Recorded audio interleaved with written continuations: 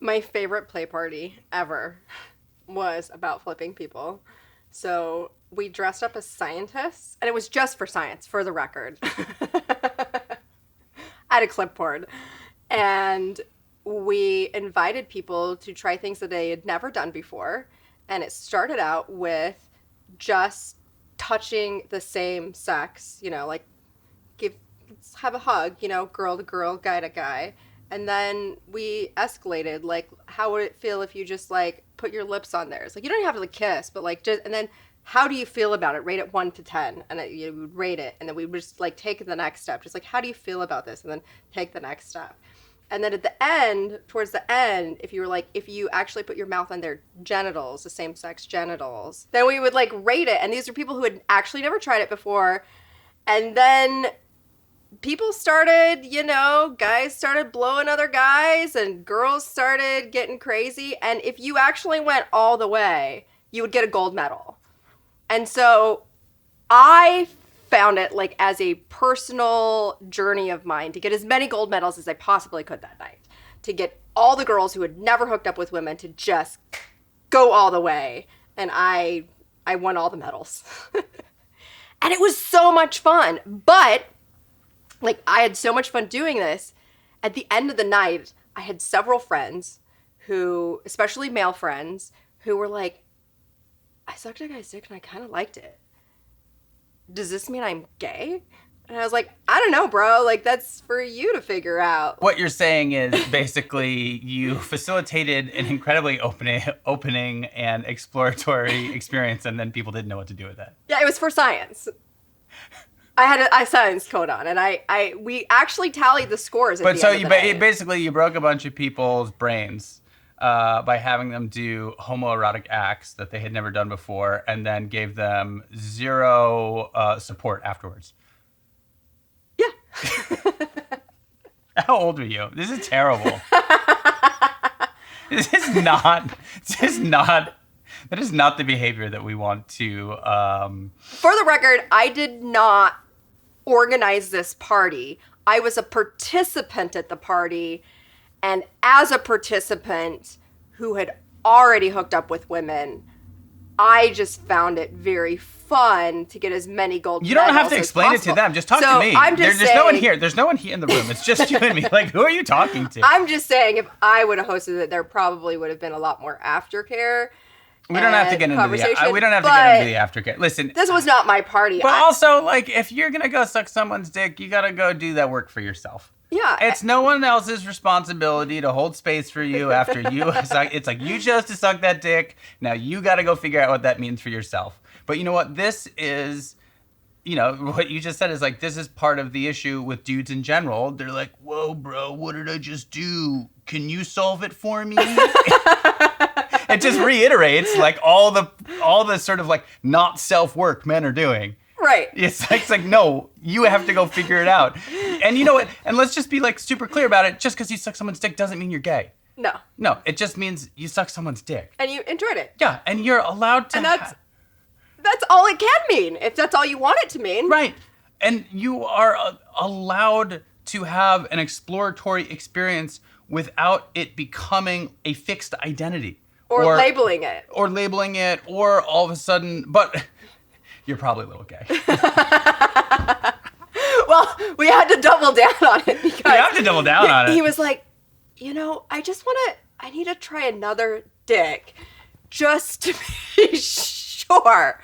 And I was like, and that is really good research because not all dicks are created equal, and some you might really like putting in your mouth. The scientific method says you must replicate the experiment multiple times to get the same result for it to be conclusive. Right. So you have a hypothesis, and then you have to redo it. I knew this other human had not the greatest dick. And I was like, let's go suck this dick so we can compare. And he did, and he was like, that wasn't as enjoyable. And I was like, I know, right? Size matters. Sorry, size queen over here.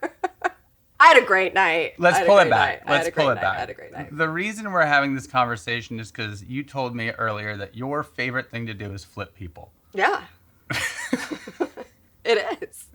And the reason this came up is because we went to a play party together in Berlin, and I flipped a dude unknowingly. Yeah. And that was... How enjoyable was it? You know, I don't think I have nearly as much joy as you do. I think that's specific to you. I mean, it's fun, but to me, you know, dude sucked my dick. I'm high as a kite. We're at a play party. It's Berlin, and I'm just like, Berlin's crazy.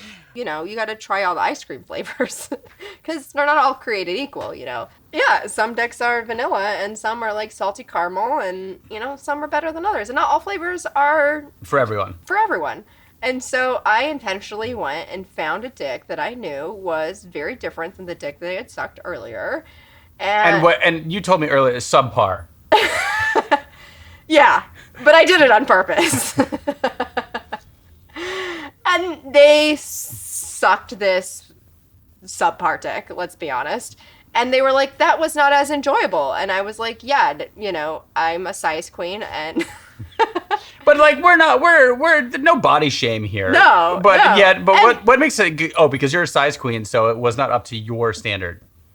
Correct. But even people that don't have big dicks, I can have a great time with in other respects. It might just not be a blowjob.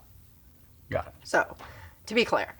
And that really sent them down a spiral of like trying to figure out if they were gay or how much they liked it. And yeah, that's kind of what it was. And actually that night I met a lady who had made out with me and we went all the way and she ended up being my girlfriend for a long time. You went all the way. Are you 12? Yeah. Yeah, I'm like an inner 12-year-old boy. You went to like third base. I'm like an inner 12-year-old boy, 14, maybe 16, legal age. Like a horny teenage boy inside of me, and the horny teenage boy inside of me hooking up with this very hot chick and then having her become my girlfriend was just... What is it about flipping someone that is so exciting to you? I think seeing somebody enjoy something that has been taboo or off limits, or they haven't allowed themselves to actually try something that they maybe have always wanted to try, and then see them actually enjoy it. It's really exciting to be there and be a part of it. Really gets me going. So have you ever had an experience where you have flipped someone or facilitated something like that and they haven't enjoyed it? And they were like, oh no, that's definitely not for me. Or are you just batting 1,000? I'm batting 1,000. Amazing. I love that. For the record, I don't think I would ever try and get somebody to do something that they wouldn't already want to do. No, of course not. We're not. There's no one's under duress, and no one is being forced, and no one is being coerced to this. That's not what we're talking about. We're talking about an organic experience where you're out somewhere and you have. I mean, it happened with you and I when we were in Berlin and we went to that party, and you know, and that was new for me too, because that's not something I really do. On the regular is like hook up with dudes. So yes, there was this glorious, delicious, highly attractive male, and we were all on the bed at this cis male, like white gender Berlin dude. Cisgender dude. Yeah. Yes. And I could see him looking at us playing, and I was stroking your delicious dick, and it was so pretty. And I was like, don't you think it's so...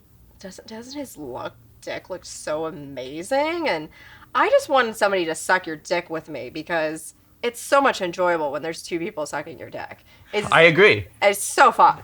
And this guy looked like he was into it. And for the record, we didn't know any of the people there at this party. These weren't friends that I knew. No, we found the party on Field. Yeah. Yeah, I interviewed the dude like at the airport on the way to Berlin. Yeah. Yeah, it was completely, it was kismet, really, because we're going to be on his podcast in like 2 or 3 weeks at the end of the month. And they ended up being a San Francisco crew.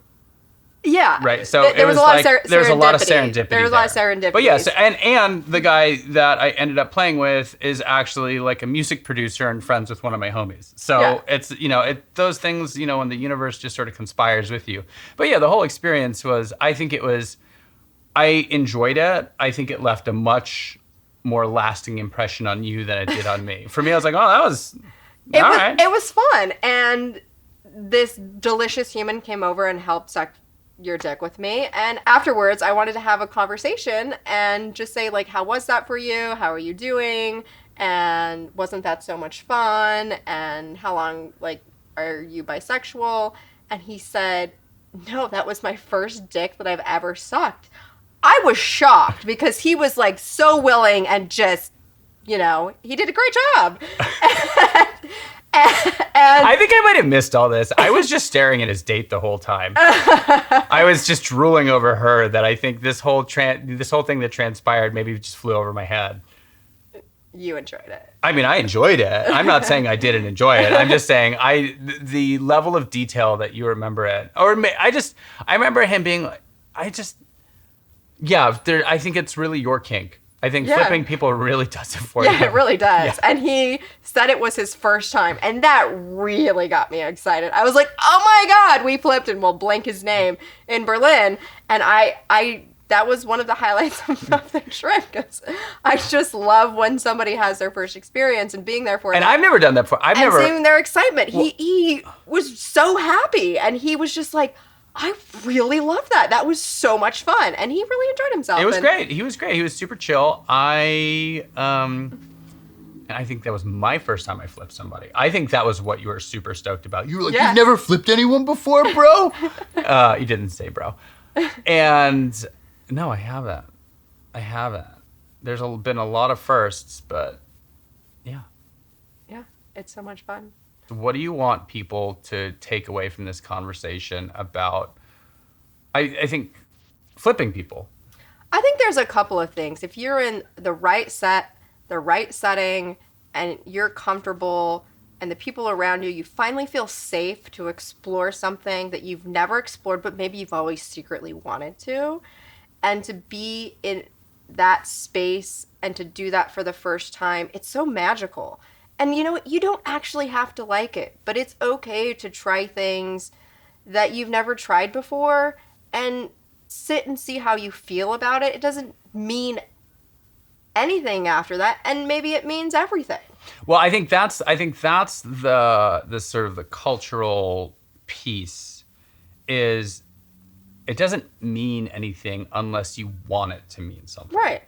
And that's our responsibility as humans to subscribe meaning or create a story, but we've been sold a bill of goods that says you suck some dude's dick at a party and all of a sudden you're gay. That's not how it works. And also, maybe you're a little gay. And that's okay. And that's okay. That's okay. And I think it's also a spectrum too, right?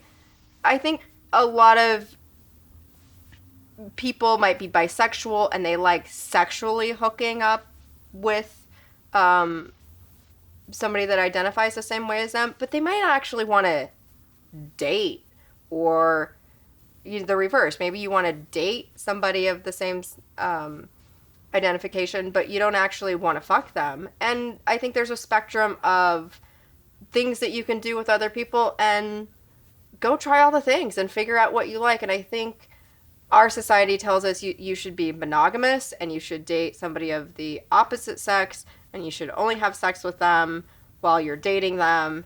And anything outside of that spectrum is taboo or not okay or should be shamed. And I'm here to tell you, go try all the ice cream flavors, because you never know. But I think we're past that. I think we're kind of like post-monogamy at this point. The cat's out of the bag. And so, I mean, maybe the Christian right wouldn't say that, I think there's a lot of people in middle America that feel differently. And I think where you come from, you have a different cultural experience. But when I look around and I look at the internet and I look at my Instagram feed, I think a lot of people are happy to eat all the ice cream flavors.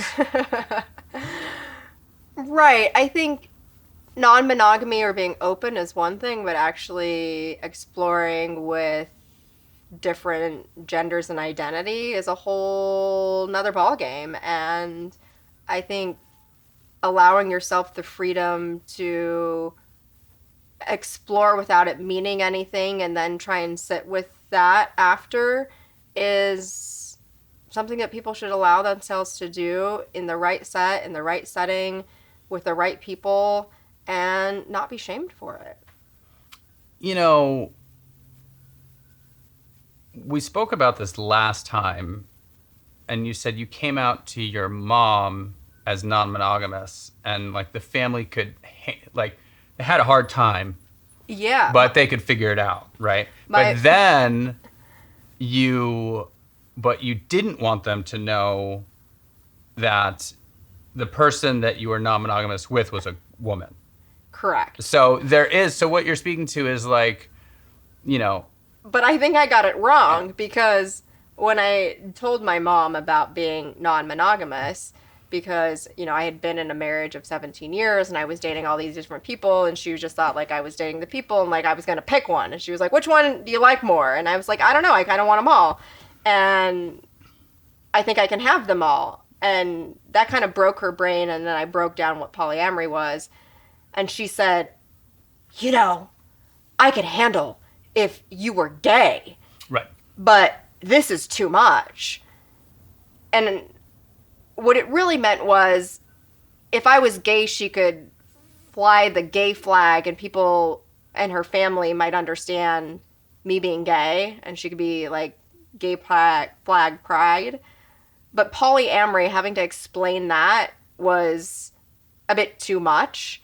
And so I think she would have, in her own words, she could handle if I was gay, but she couldn't handle if I was polyamorous, which is...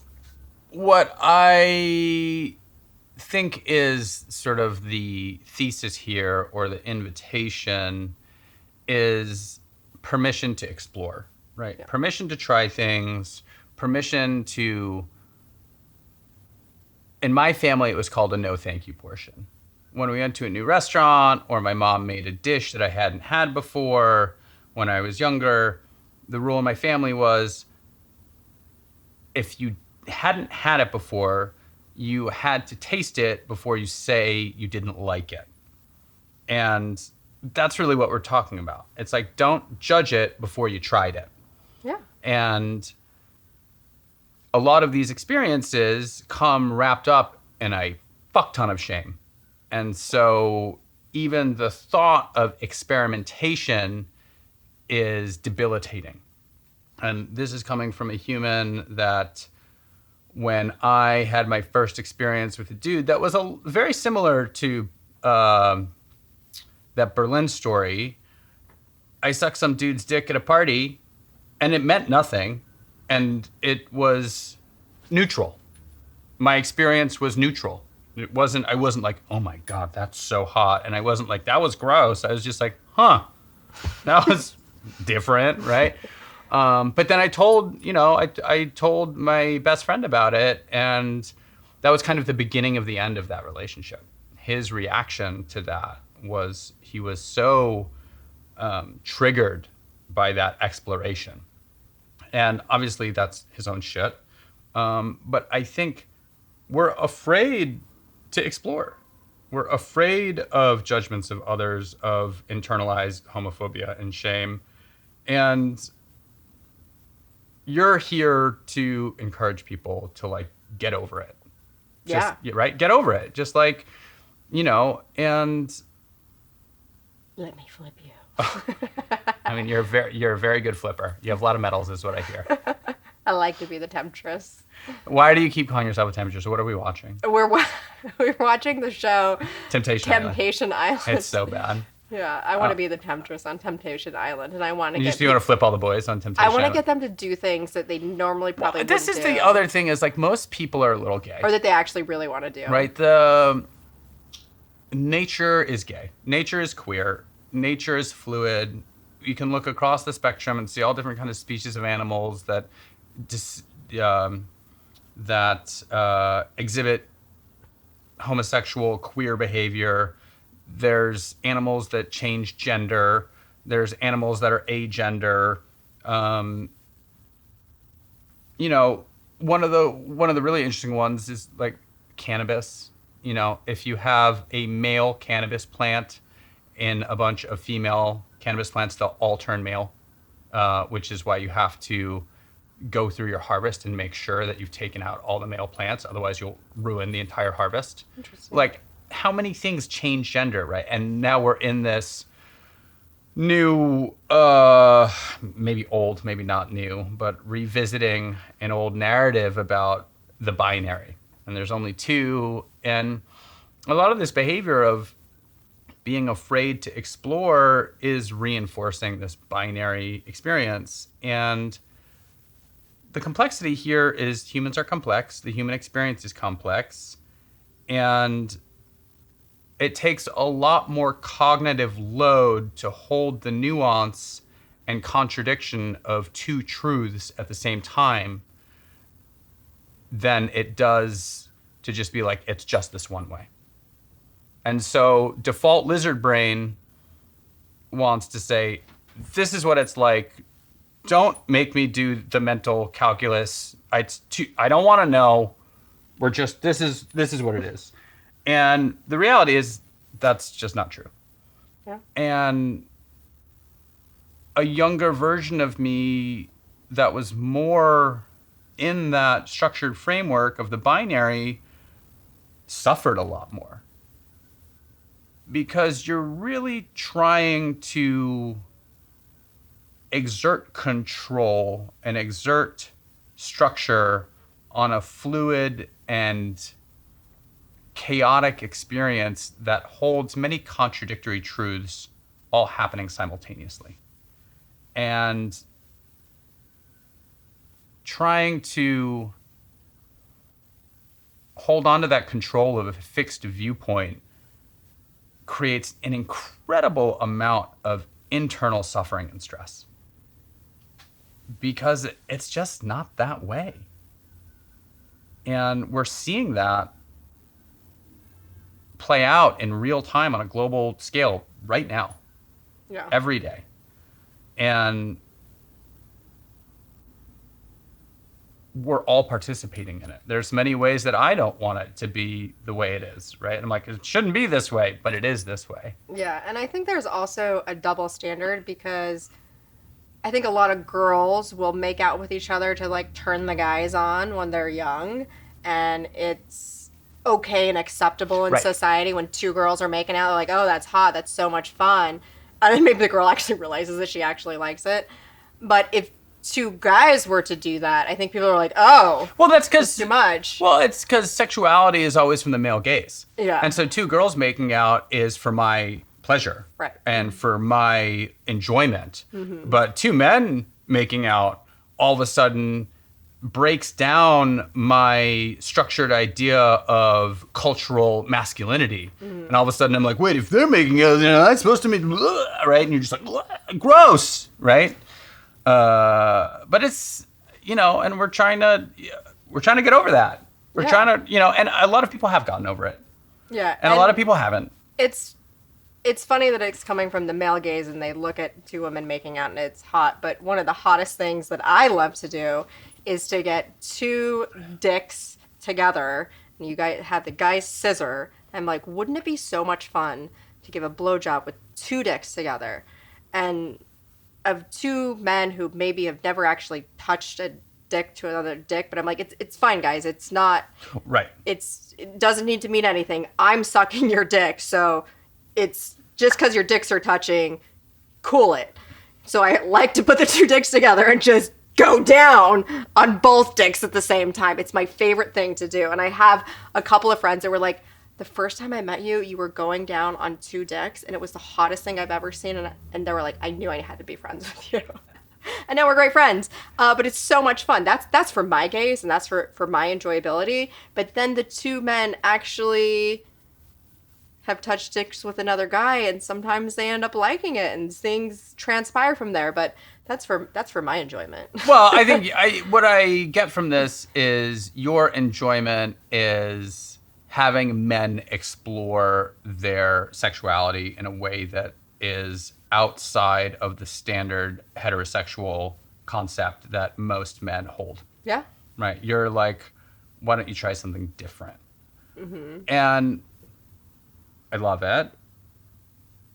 And also, I think when I think about who my dad is and who my family is and the men in my family and the generations of men, and also looking at men, my peers, people ahead of me, younger men,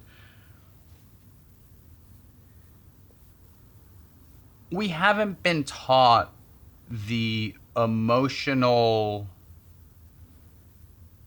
tool set to manage big vulnerable experiences. Yeah.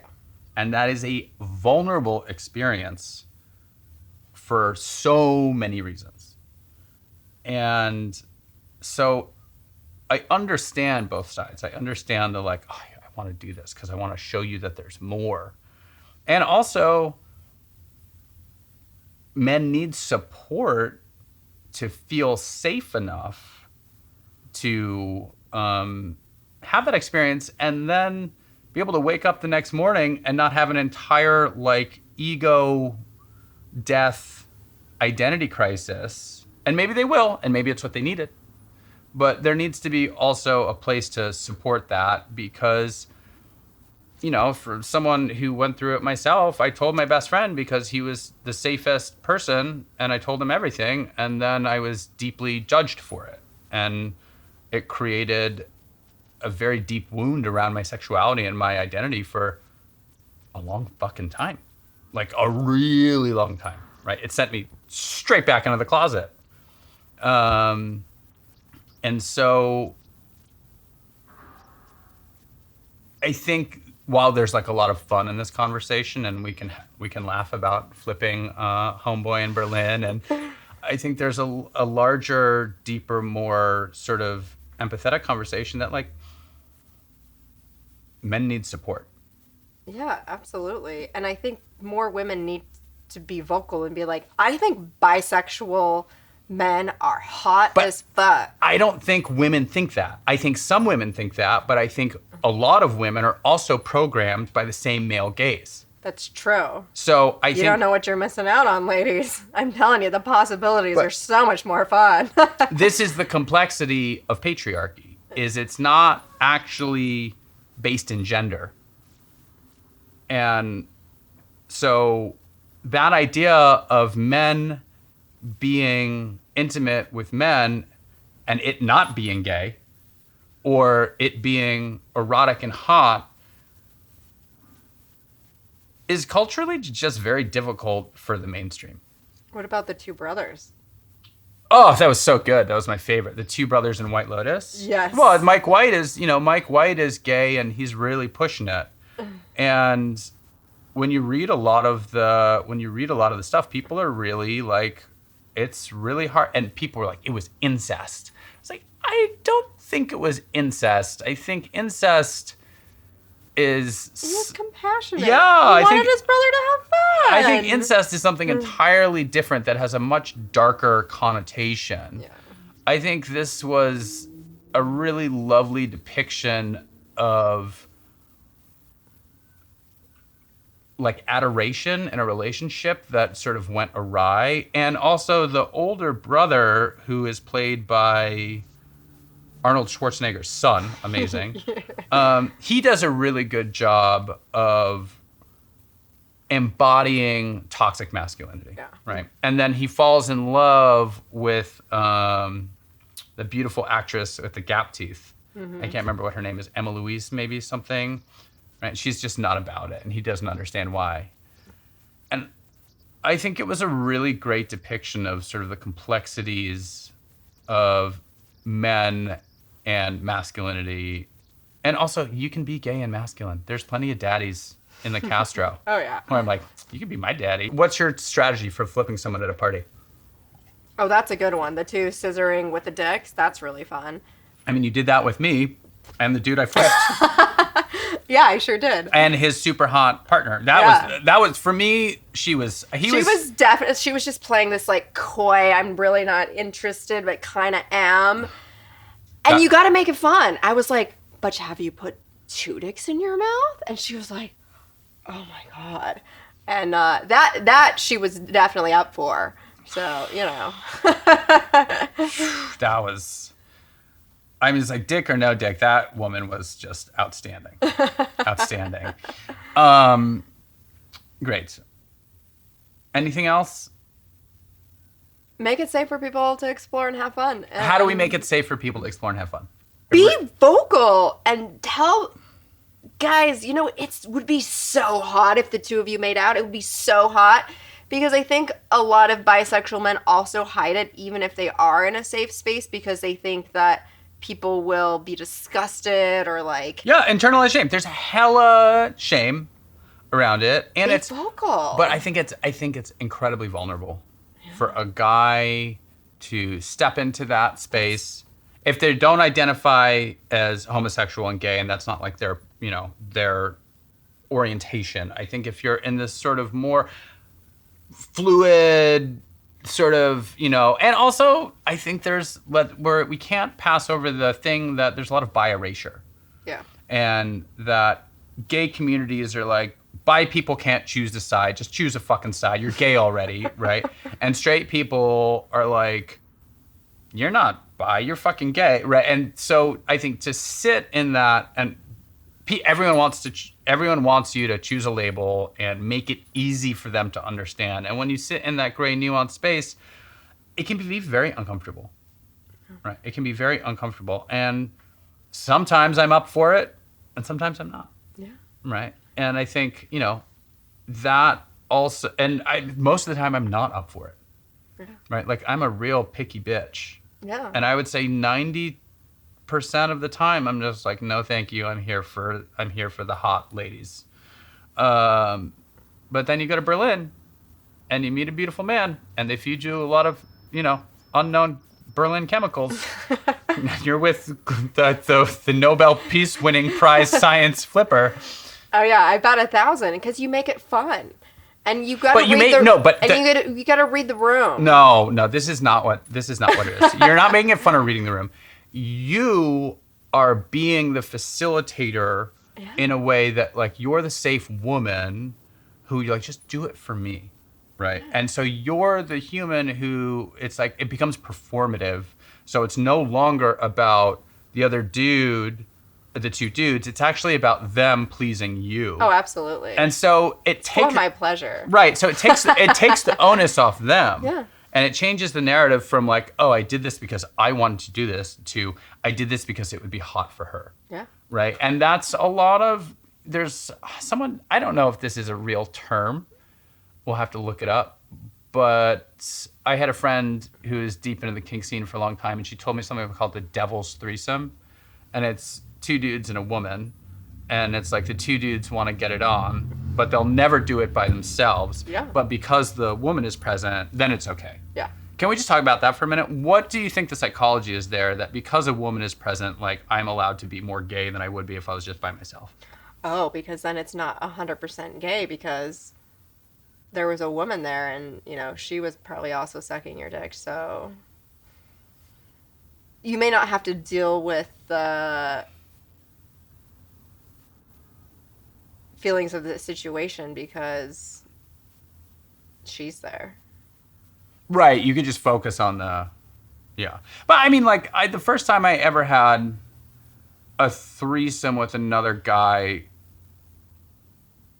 the whole thing, it wasn't that it was too gay for me. I mean, it was definitely gay. Actually, it was just so not into the dude.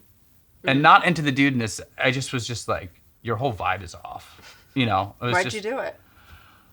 That's a great question. I had the opportunity to leave twice. At one point, I was like a random field date, and at one point the woman had gone to the bathroom and the guy had like gone outside to take a phone call and the house was empty, and I was like, and they were in different like places, and I was like, I could just leave right now.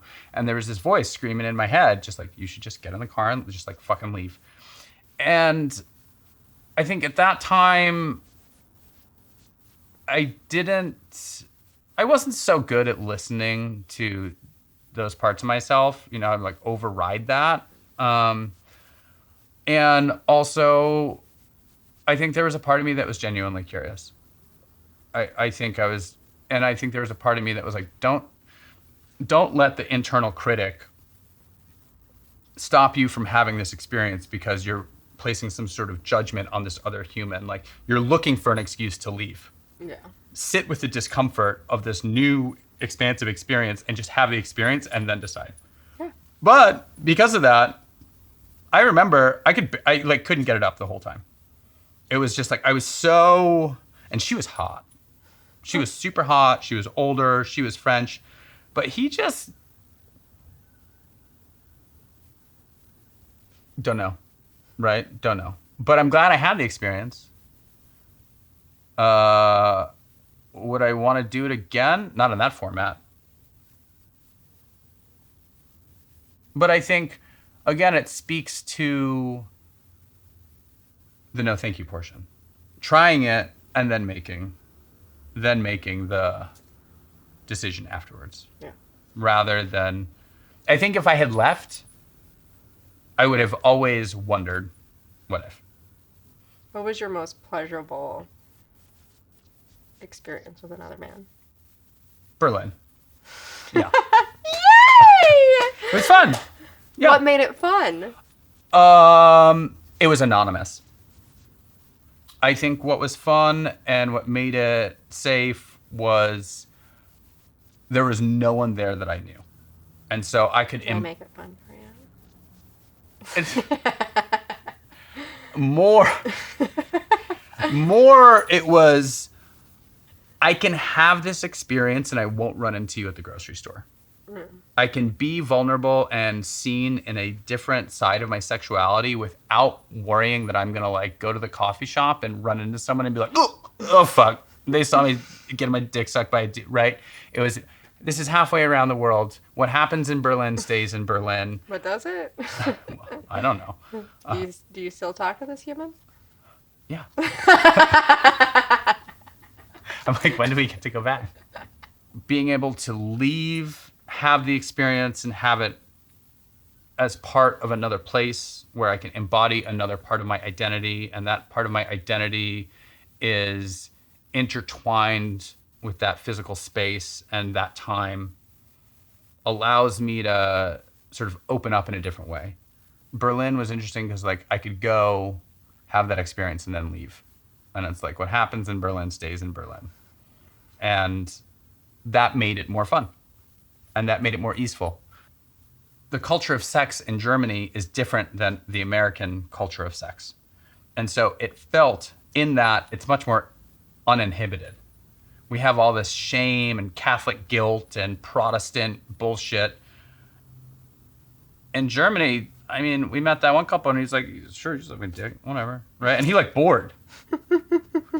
He was like, that's pretty good. Right?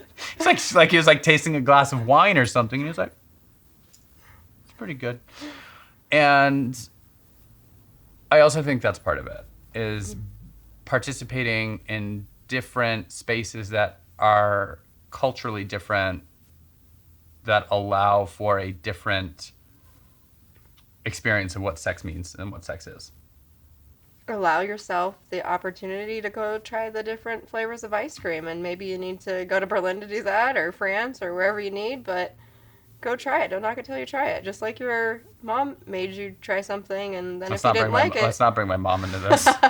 Then say no thank you. Yeah. Don't knock it till you try it, is what I say. I think so. I think also... You might surprise yourself. You might surprise yourself and setting. I just do it for science.